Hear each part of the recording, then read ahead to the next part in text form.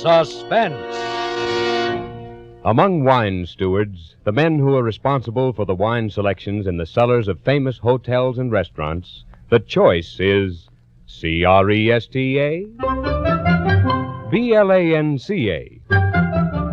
Cresta, Blanca, Cresta Blanca, Cresta Blanca. Yes, with professional hosts who know how to please the palates of America's most discriminating guests, Cresta Blanca California wines richly bespeak gracious hospitality. So compliment your guests by serving the best. For distinguished entertaining, pour magnificent Cresta Blanca sherry, port, muscatel, or any Cresta Blanca wine. From the finest of the vines, it's Cresta Blanca wine. Shenley's Cresta Blanca Wine Company, Livermore, California. And now, Shenley brings you radio's outstanding theater of thrills. Suspense. Presented by Roma Wines. That's R-O-M-A. Roma Wines for your everyday enjoyment. Tonight, Roma Wines of Fresno, California bring you Mr. Walter Abel in Quiet Desperation, a suspense play produced, edited, and directed for Shenley by William Spear. It was during my lunch hour one day. Funny, I can't even remember the name of the book. Anyway, the sentence was, "The mass of men lead lives of quiet desperation."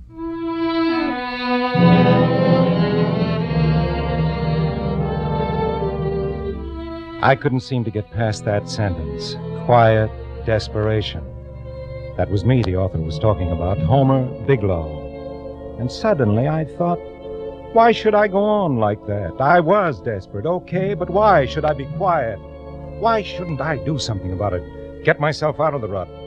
All I needed was the right break. It came a lot sooner than I expected.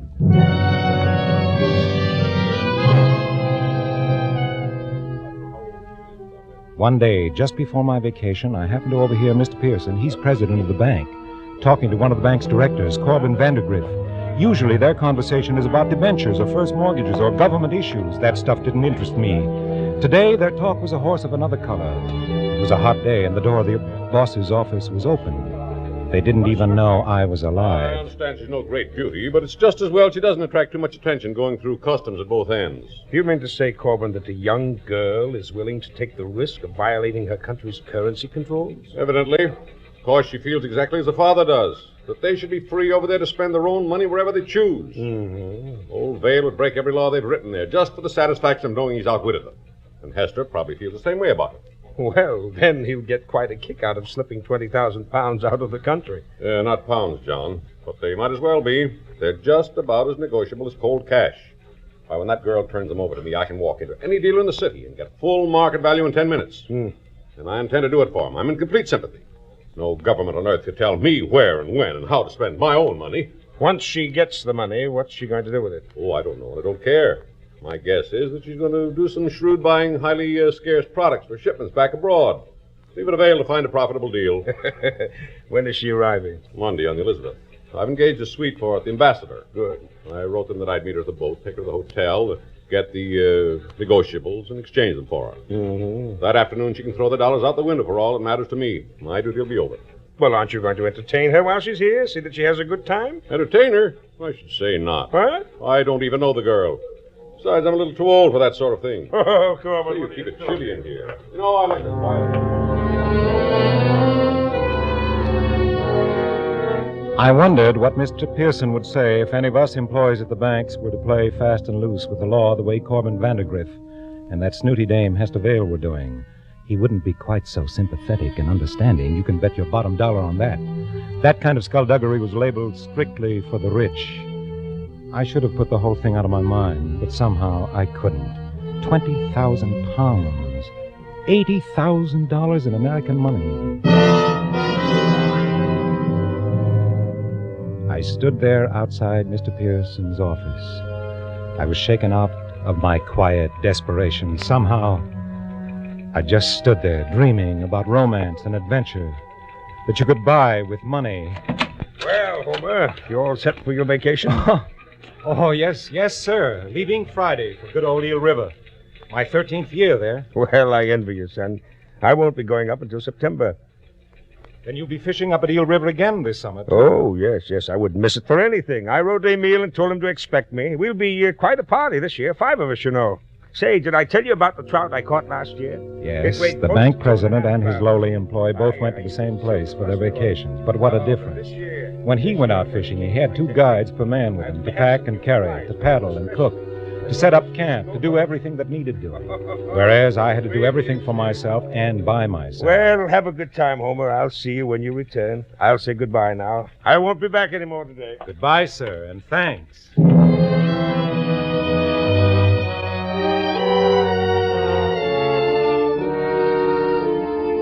I had my lunch that day as I usually did in the boardroom. Jenny, Mr. Pearson's secretary, had left the door to his office open so that if the phone rang, I could take the message while she was out. The phone did ring, and it was Corbin Vandergriff.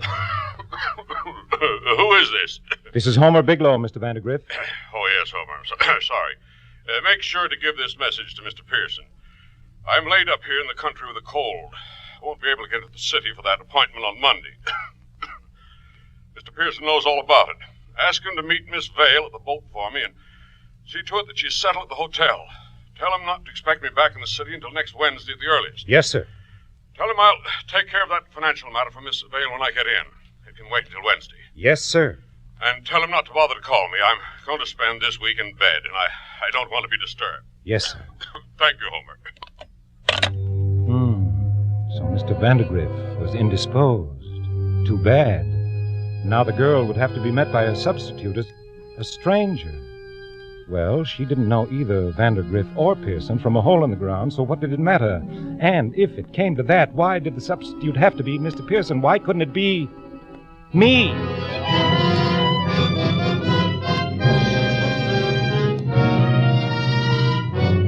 For suspense, Roma Wines are bringing you Walter Abel in Quiet Desperation. Roma Wines' presentation tonight in radio's outstanding theater of thrills, Suspense.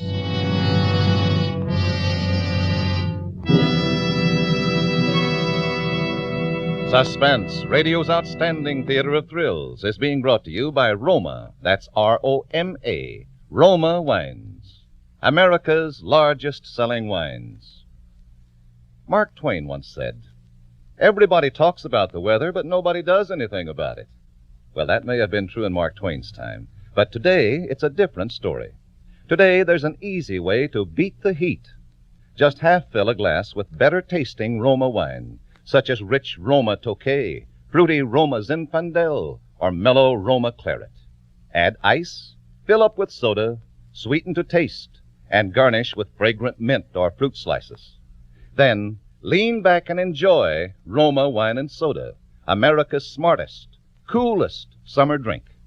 I'm sure you'll agree that Roma Wine and Soda, so delicious, so refreshing, so cool to come home to, is the perfect warm weather thirst quencher. Perfect for summer entertaining. So inexpensive, too. It's a hot idea to treat your family and friends to cold, refreshing Roma Wine and Soda, made with better tasting Roma wines. America's favorite wines. And now Roma Wines bring back to our Hollywood soundstage Walter Abel as Homer Biglow with Kathy Lewis as Hester Vale in Quiet Desperation, a play well calculated to keep you in suspense.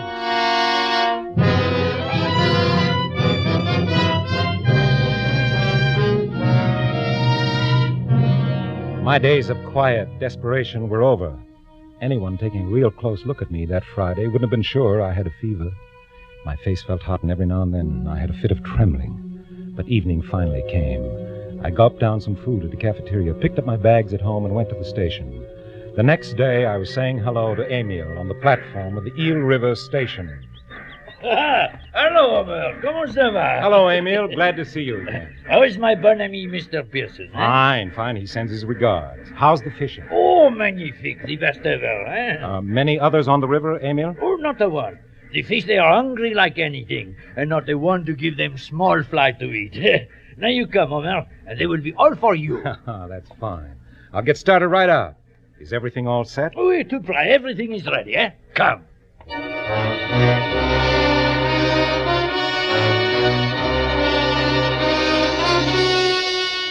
In half an hour, I was at the camp on the shore of Eel River.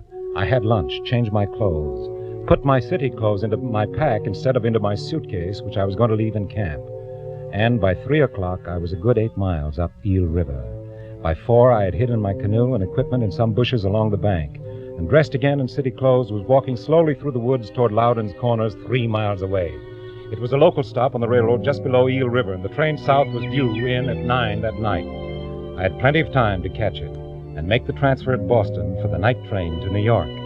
In the Boston station, I bought a cheap suitcase and a couple of shirts, and when the train dropped me at Grand Central early Sunday morning, I went straight to the 49th Street Hotel, which was just a couple of blocks from the Ambassador. I scrawled the name Henry Smith in the register and was shown to my room. I had a whole day and a night to wait. And for once, with all that time on my hands, I didn't read a book.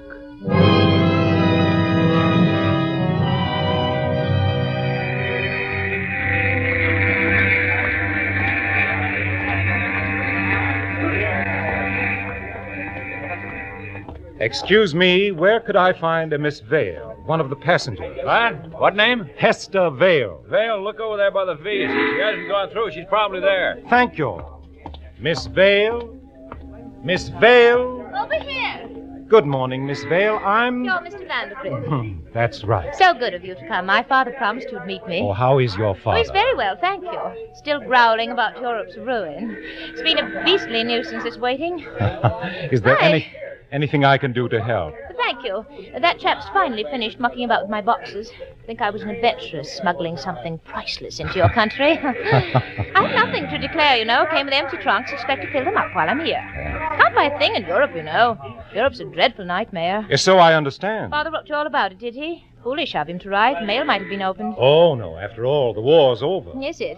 Well, shall I take you to your hotel? You probably want to rest. Rest? Not at all. I'm scooting out to the shops right off. Oh, you have enough money for shopping? Well, they allowed me £100. I still have most of it. That'll do for a starter. If they'd only known about, you know. Yes, if you'd care to turn over the contraband, I could see about converting it into dollars for you.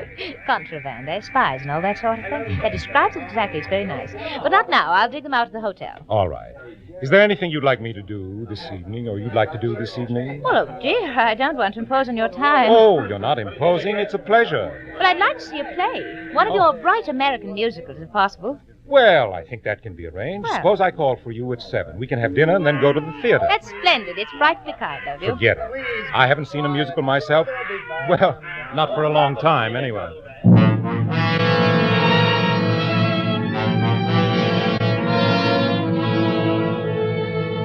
I took her to her suite at the Ambassador.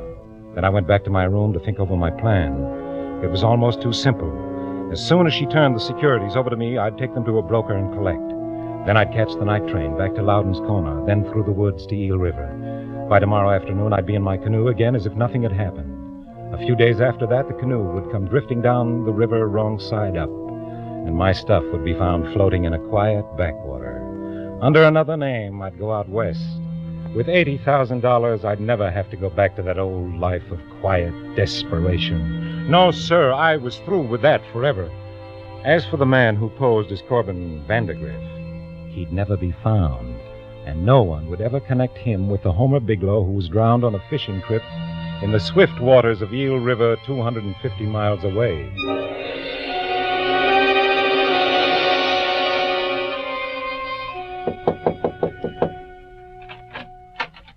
Good evening, Miss Vale. Hello, right on time. How was the shopping? Oh, I say, it left me quite speechless. I can't wait until I can really go on a spree. Are we ready? If you are. Quite. Oh, dear. There, now, will you hold this key for me? There's simply no room in my bag for it. Sure, I'll keep it in my pocket for you. Thank you.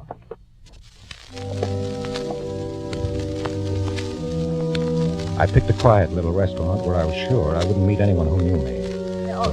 The theater was going to be an ordeal, all those people, but that couldn't be helped. I had to play my part until she handed over those securities. I couldn't afford to look too anxious about them either, but I needn't have worried. While we were waiting for the dessert, she opened her bag and pulled out a package of about a dozen small envelopes, different sizes and different shapes. Here you are, Mr. Vandergrift. Take good care of them. Are these? They are. I put them in my inside pocket.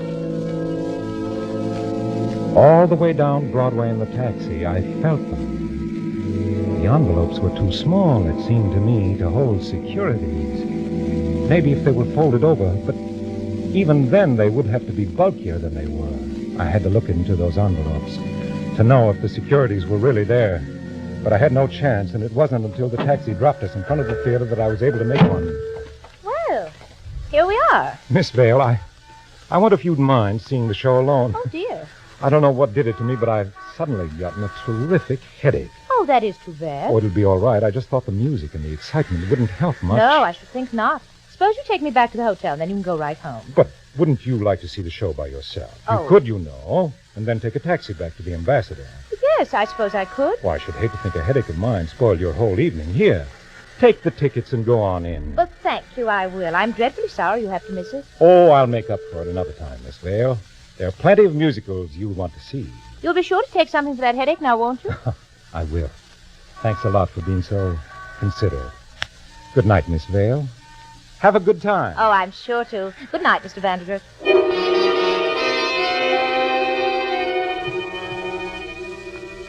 Back in my hotel room, with shaking hands, I opened the envelopes. They were nothing but letters from her friends, sent to her from different parts of the world, not a single security in any of them. Could it have been a mistake? Did she hand me the wrong package? Didn't seem possible. Maybe she suspected something was wrong and played a trick on me. I was sweating and reached for my handkerchief, and that's when I felt her hotel key still in my pocket. I threw the package of letters into my suitcase and walked over to the Ambassador, two blocks away. Her key opened the door, and I was alone in her suite.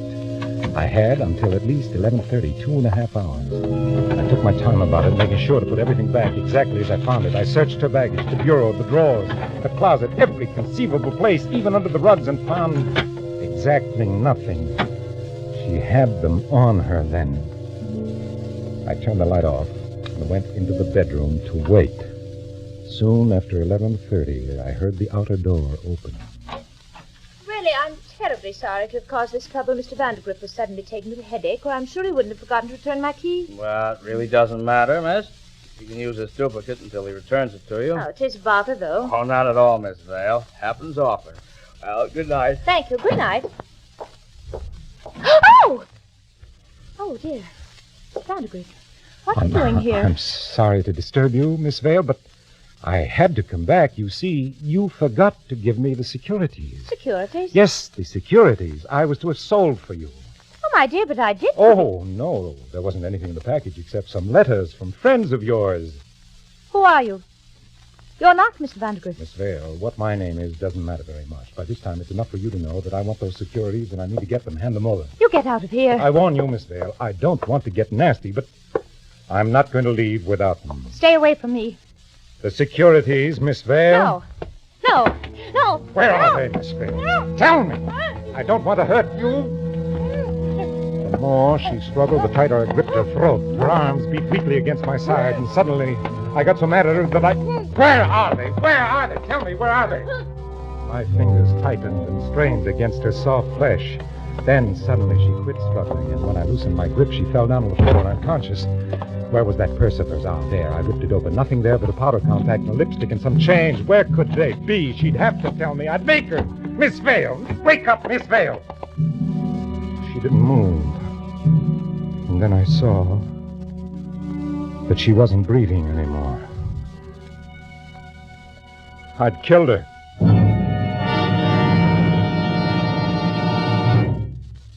I never meant to kill the girl. I hadn't any idea I was choking her that hard. All I wanted was... No, I had to get away. I couldn't stay there with that limp body sprawled on the rug, but I had to be careful. Couldn't afford to make any mistake now. I tried to remember everything I'd read in detective stories. You had to be careful about fingerprints. I ran to the bathroom, grabbed a towel, and with it wiped every surface I might have touched. Then I dragged the body to the bedroom and put it on the bed. I shut the door behind me and turned the lights off in the sitting room. I listened a couple of seconds at the outer door. Everything was quiet. I ducked out and went to the stairs. The lobby was empty. I crossed over and went onto Park Avenue. 5 minutes later, I was in my hotel. It was 12:30. I could still catch the 1 o'clock train for Boston.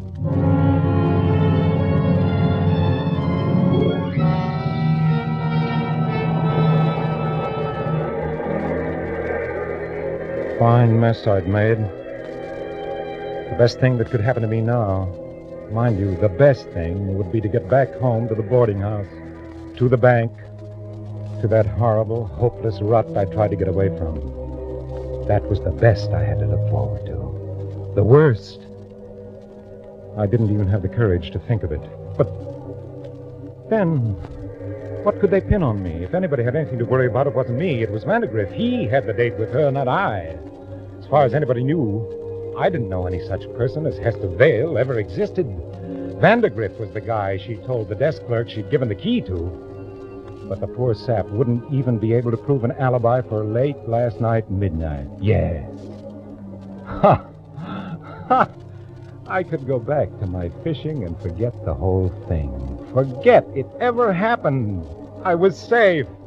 Huh. Fine consolation that was, after all the beautiful plans I'd made. But at least I was safe.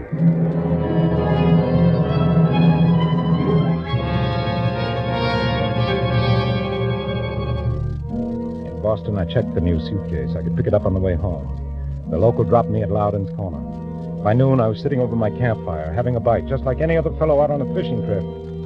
10 days later, on a Saturday morning, I was back at Emil's camp. Ah, why, Mr. Bigelow, how is fishing, huh? Fine, Emil, fine. Oh, you get nice sunburn, huh? Lasts the rest of the year anyway, no? Did I really get that, Brown? Or like very, huh? Real nice and quiet, no? I have no party fishing before August, when Mr. Pearson come with 4 friends. Yes, I know. He told me. He's some fisherman, Mr. Pearson. Always try for record. But you don't care for record, eh, Mr. Bigelow? You lead the simple, the quiet life. I guess I do.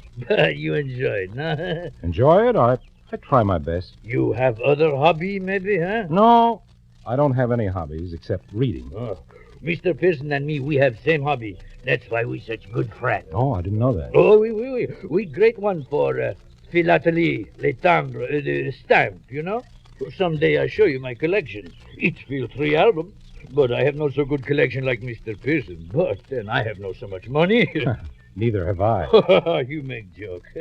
Mr. Pearson, he very wealthy, I know. But still, Emil can give him some stamp once in a while. I have few duplicates. You do me big favor and give them to Mr. Pearson avec mes compliments, eh? What? Oh, sure, I'd be glad to. Ah, bien. Now I drive you to station. Next year you come again, no? Yes, I'll come again.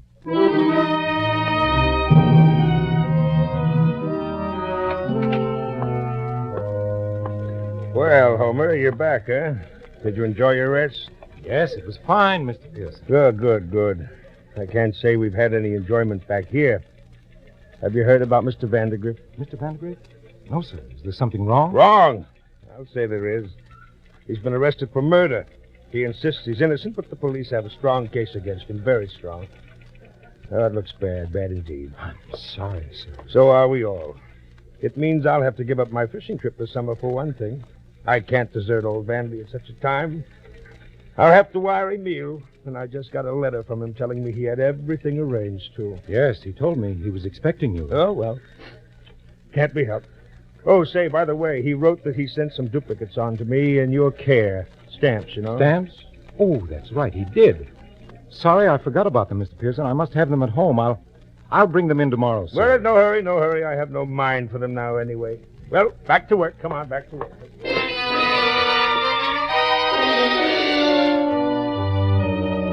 That night I looked for the stamps, but I couldn't find them. How I ever managed to lose them, I'll never know. Now I'd have to explain to Mr. Pearson. No, I wouldn't have to explain. I still had those letters, her letters. They were from foreign countries. I'd take the stamps from those envelopes and give them to Mr. Pearson. He'd never know the difference. I knew how fussy he could get about a little thing like lost stamps. Rather than get him started on a lecture, I got out the package of letters, cut the stamps off, and then burned the letters and the envelopes. The next day... Yes? Here are those stamps, sir. I found them at home, all right. Oh, well, just put them on the desk, Homer. Thank you very much. Oh, don't mention it, Mr. Pearson.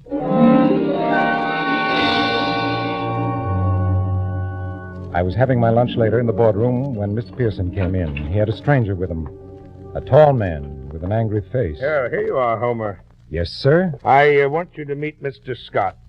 How do you do? I do. Those stamps you gave me, Homer, are you sure you got them from Emil? Oh, yes, sir. Just before I left, he gave them to me for you. No, Homer, no. I just called Emil. He told me he gave you some recent French issues. Those weren't the stamps you gave me. Oh. Well, Mr. Pearson, I guess you found me out. You see, I lost the stamps Emil gave me, and I didn't want to disappoint you, so I went to a stamp dealer's and picked up a dozen odd stamps to replace them. I didn't think it would make much difference. Is that your story, Bigelow? Why, what do you mean? It's true. They were very rare and very valuable stamps, Homer. You must have shelled out a pretty penny for them. Oh, I don't know. Mr. Pearson feels a man in your position couldn't afford to buy stamps like those unless... Unless what? Unless you didn't buy them at all, Bigelow. Unless you got them from the late Miss Hester Vale. Well, what's the matter, Homer? Is the name familiar to you? No. Why, no, sir. I never heard of... What makes us think so is that the stamps Miss Vale smuggled into this country were the same issues. And worth exactly as much. $80,000. They were worth $80,000? Could it be a coincidence, Mr. Bigelow?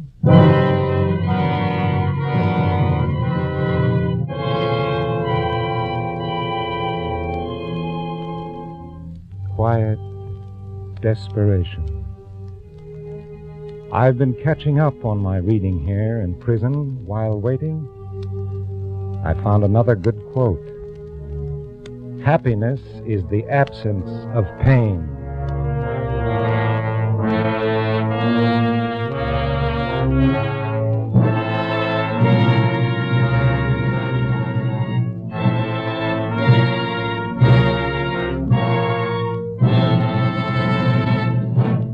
Suspense. Quiet Desperation, starring Walter Abel and presented by Roma Wines. That's R-O-M-A, Roma Wines. Those better tasting wines selected for your pleasure from the world's greatest reserves of fine wines. More Americans enjoy Roma wines than any other wines because Roma wines taste better. To create this better taste, Roma begins with natural juices, gently pressed from California's choicest grapes. Then, Roma master vintners with ancient skill and unmatched wine-making resources guide these luscious grape treasures unhurriedly to taste perfection. Then, these better-tasting wines are placed with mellow Roma wines of years before, and from these, the world's greatest wine reserves, Roma later selects for your pleasure. Right now, a wonderful way to discover the better taste of Roma wines is to serve Roma wine and soda, iced. For cool, lip-smacking refreshment, enjoy delicious Roma wine and soda made with your favorite Roma wine. That's Roma, America's largest selling wines. Walter Abel will soon be seen in the Hal Roach production, Fabulous Joe. Tonight's suspense play was by George and Gertrude Fass. Next Thursday, same time, you will hear Donald O'Connor as star of Suspense. Produced and directed by William Spear for the Roma Wine Company of Fresno, California.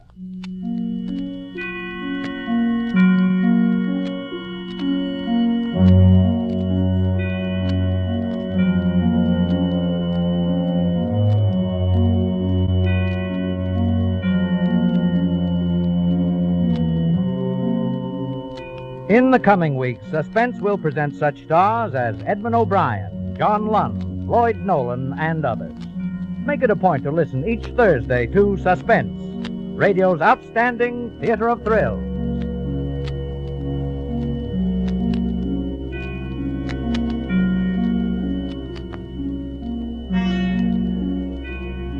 This is CBS, the Columbia Broadcasting System.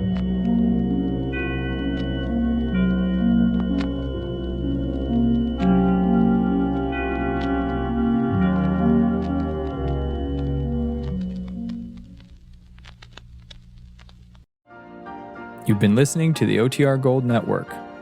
Find more classic radio at otrgold.com.